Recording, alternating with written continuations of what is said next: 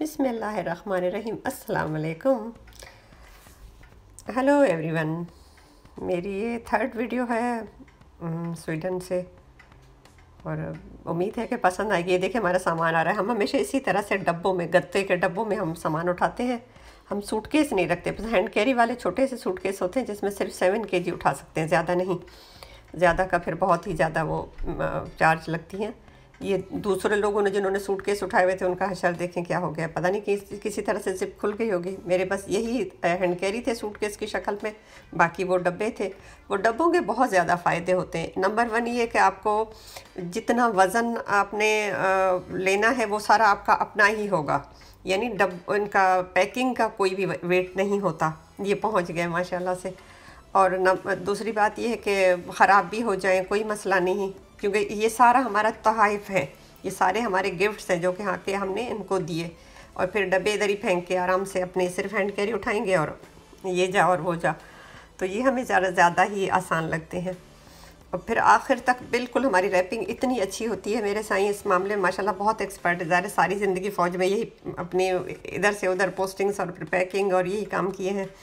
तो हमारी ये पैकिंग इतनी अच्छी होती है कि आखिर तक आपने देखा ये कॉटन जो थे वो बिल्कुल वैसे ही पैक थे जैसे कि हमने घर से उठाए थे। बिल्कुल नीट एंड क्लीन वैसे ही, ज़रा सी भी इसका प्लास्टिक भी नहीं उखड़ा था। तो ये भी आसानी होती है इस तरह से हमें, क्योंकि हमारे ज़रा वो गिफ्ट और जो चीज़ें पड़ी होती हैं वो हमारी ज़्यादा होती हैं बच्चों को पहुंचाने के लिए। तो वो हम चाहते हैं कि बच्चों तक ज़्यादा से ज़्यादा पहुंच जाए और उनके काम भी आए इंशाल्लाह। ये देखें पहुंचते ही बर्फ़ थी, क्योंकि एक दिन पहले यानी इस दिन की रात को पूरा बर्फ़ का तूफ़ान आया था और पूरा हर तरफ बस वाइट ही वाइट, जैसे पूरी वो रुई बिछी हुई हो। तो यही हालत है रोड के ऊपर, क्योंकि वो सारी ये बर्फ़ हटा देते हैं म्यूनिसिपलिटी वाले, इंतज़ामिया वाले। और रोड टायर जो हैं वो भी सारे वो स्पेशल जैसे कीली लगी हुई हों इस टाइप के वो टायर होते हैं। शूज़ के नीचे भी एक स्पेशल चीज़ पहनने के लिए होती है। घड़ियाले सांस दिला रहा है उसकी, वो टन टन शुरू होगी। क्या टाइम हुआ है, दिन के 9 बज रहे हैं जब मैं ये वॉइस ओवर दे रही हूँ। तो ये भी इनकी यानी हमारी बेटी की सास अम्मा के चचा ने अपने खुद बनाया था। उनका कोई प्रोजेक्ट था कोई उनकी यूनिवर्सिटी का जिसमें उन्होंने ये बनाया था।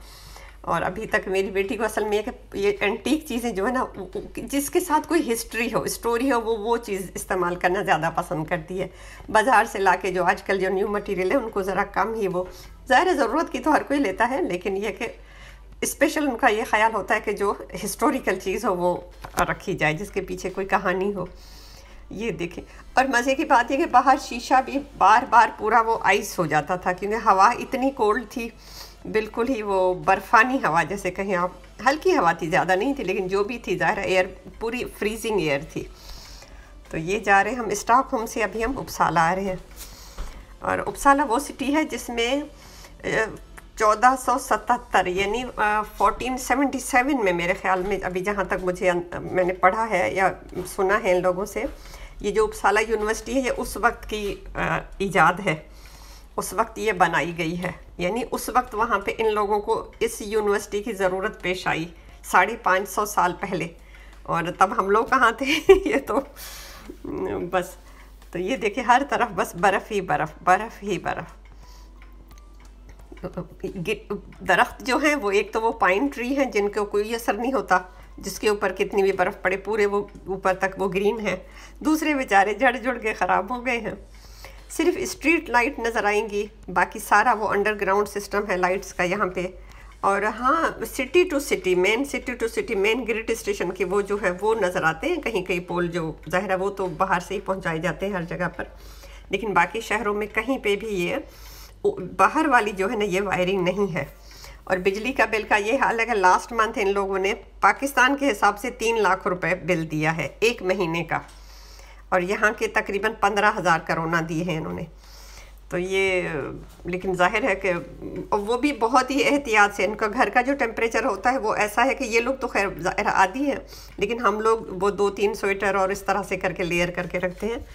तो फिर अच्छा रहता है, क्योंकि इनका ख्याल होता है कि घर में ऐसा टेम्परेचर में रहा जाए, बाहर सिर्फ एक जैकेट और थोड़ा सा ज़्यादा लेके अब बाहर निकल जाए। ये ना हो कि बाहर निकलते वक्त पूरा एहतमाम करना पड़े और फिर भी ठंड ज़्यादा फील हो, सांस में भी थोड़ा सा वो, तो इसलिए उन्होंने वो थोड़ा कम वो डिफरेंस का होता है। फिर भी बहुत डिफरेंस होता है, बाहर तो इस वक्त भी पता नहीं कितना माइनस है। तो ये भी एक्सपीरियंस बहुत अच्छा लगा।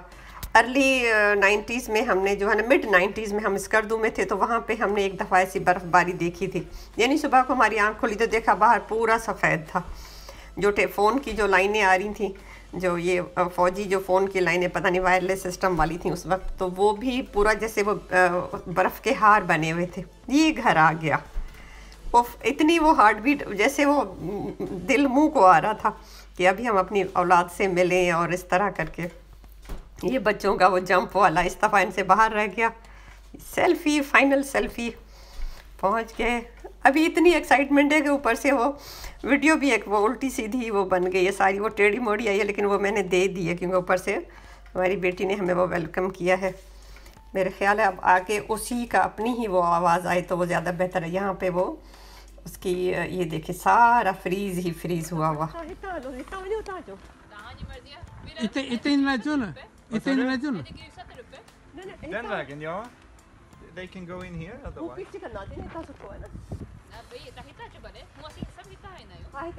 Iti rasi moglo iti yosu.